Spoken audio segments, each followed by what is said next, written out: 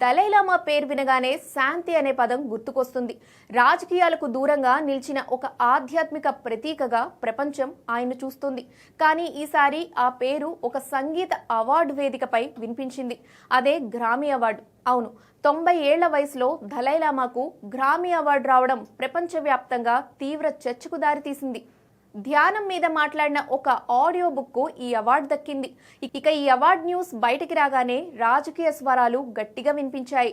China నుంచి ప్రతిస్పందన తీవ్రంగా వచ్చింది. ఇది రాజకీయ ఉద్దేశంతో తీసుకున్న నిర్ణయమని బీజింగ్ ఆరోపించింది.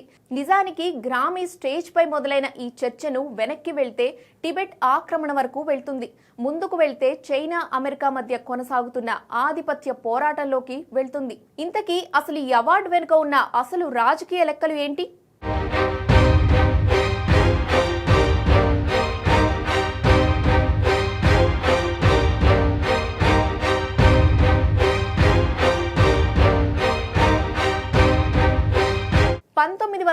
లో చైనా సైన్యం టిబెట్లోకి అడుగుపెట్టినప్పటి నుంచే దలైలామా పేరు రాజకీయ రంగు పులుముకుంది.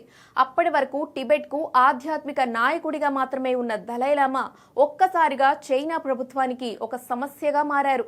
1959లో లాసాలో జరిగిన తిరుగుబాటు తర్వాత తన ప్రాణాలకు ముప్పు ఉందని భావించిన దలైలామా టిబెట్ను వదిలి భారత్కు రావాల్సి వచ్చింది.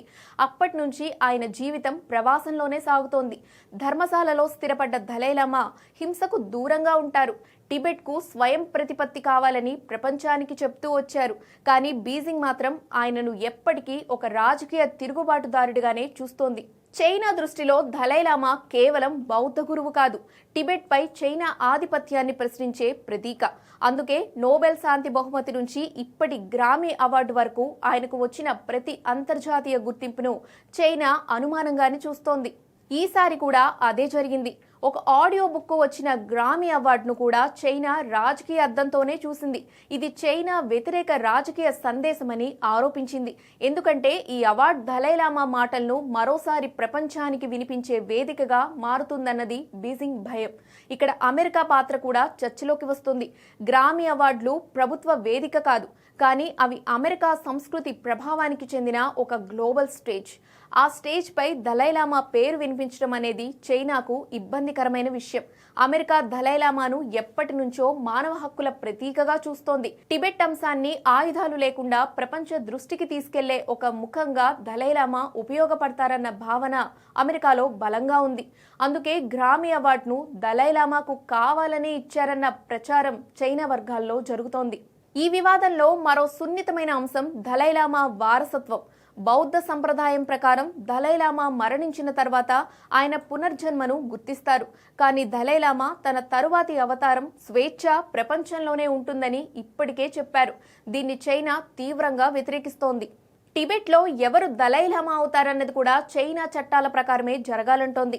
ఇలాంటి సమయంలో దలైలామాకు అంతర్జాతీయ వేదికలపై గుర్తింపు పెరగడం చైనా నియంత్రణ ప్రయత్నాలకు అడ్డంకిగా మారుతుందని భావిస్తోంది.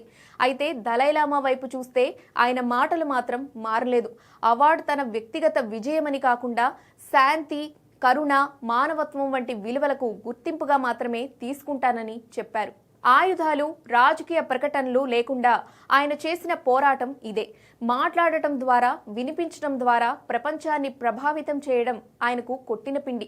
ఇదే మరోసారి ప్రూవ్ అవ్వడం చైనాకు జీర్ణించుకోలేనిదిగా మారింది.